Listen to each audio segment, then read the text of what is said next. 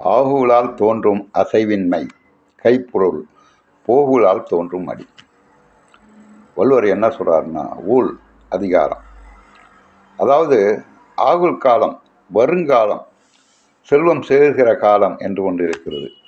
போகுல் என்றால் போகிற காலம், நம்மை விட்டு செல்வமெல்லாம் போகிற காலம். காலங்களிலேயே அவருக்கு வள்ளுவருக்கே நம்பிக்கை இருந்திருக்கிறது. ஒருத்தர் நல்லா பிஸ்னஸ் பண்ணியிருப்பான், ஒரு ஹோட்டல் வச்சுருப்பான், நல்லா ஒவ்வொன்று ஓடிக்கிட்டு இருப்பான். அவன் நேரம் பாருங்கள், ஒருத்தன் பக்கத்துலேயே இன்னொரு ஹோட்டல் கொண்டாந்து வச்சுருவான். திடீர்னு அந்த ஹோட்டல் ஓட ஆரம்பிச்சிடும். இவன் ஹோட்டல் ஓடவே ஓடாது, வியாபாரமே இருக்காது. டெய்லி கையில் என்று ஆளுகளுக்கு சம்பளம் கொடுக்குற நிலமை வந்துடும்.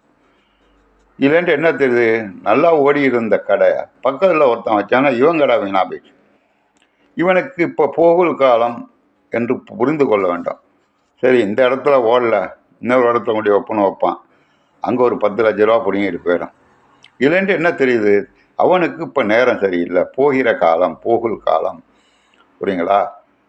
அதே போல் ரொம்ப கஷ்டப்பட்டு ஹோட்டல் வச்சுக்கிட்டே இருப்பான், வியாபாரமே இருக்காது. திடீர்னு பார்த்திங்கன்னா அந்த இடத்துல பஸ் ஸ்டாண்டு கட்டுவான், ஏதோ ஒரு ஃபேக்ட்ரி வந்துடும், ஒரு கம்பெனி வந்துடும். திடீர்னு ஒன்று வியாபாரம் நடக்க ஆரம்பிச்சிடும். திடீர்னு அந்த இடத்தையே வாங்கிடுவான், பெரிய ஹோட்டலாக கட்டிடுவான். இது அவனுக்கு வருங்காலம், ஆகுல் காலம். இதை நல்லா வளர்ந்துக்கணும். ஒருவனுக்கு அந்த பாட்டி வீட்டில் பார்த்திங்கன்னா திடீர்னு டிவி ரிப்பேராக போயிடும், கிரைண்டர் ஓடாது, மிக்சி வீணாக போயிடும், எல்லாமே சேர்ந்து ரிப்பேர் ஆகிட்டே இருக்கும். இதுலேருந்து என்ன தெரியுது, அவனுக்கு அந்த நேரம் சரியில்லை அப்படிங்கிறது நல்லா புரிஞ்சுக்கணும். இதை தான் ஆகுல் காலம், போகுல் காலம்னு வள்ளுவர் 2ஆக பிரிக்கிறார். ஊழ்வினை, அந்த ஊழினால், அவன் செய்த ஊழினால் நல்லா இருக்கவன் திடீர்னு ஏழையாக போடுவான், ஏழையாக இருக்கவன் திடீர்னு பணக்காரனாக மாறிடுவான். இது 2 காலம் இருக்குது, ஆகுல் காலம், போகுல் காலம். அதுதான் சொல்கிறாரு, ஆகுலால் தோன்றும் அசைவின்மை கைப்பொருள் போகுலால் தோன்றும் அடி. உன்கிட்ட இருக்கிற பொருள் ஏதோ நஷ்டமாகிட்டே இருக்குன்னு வச்சுக்க, நேரம் சரியில்லை, கொஞ்ச நாளைக்கு தள்ளி போடும், பிஸ்னஸே வேண்டாம், அப்படியே இருக்கட்டும் அப்படின்னு. புரியுங்களா?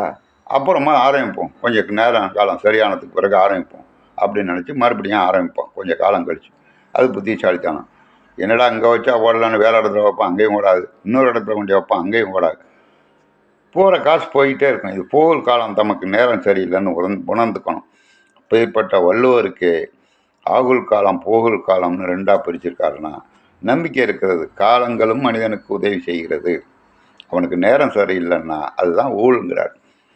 ஊழ்னா என்ன, நம்ம செய்த கர்ம வினை திடீர்னு நம்மளுக்கு இன்பம் அனுபவிக்கிற காலமாக வந்துடும். எதை தொட்டாலும் விளங்கும், ஓஹோன்னு இருக்கும். சில பேர் பெரிய பணக்காரனாக இருப்போம்,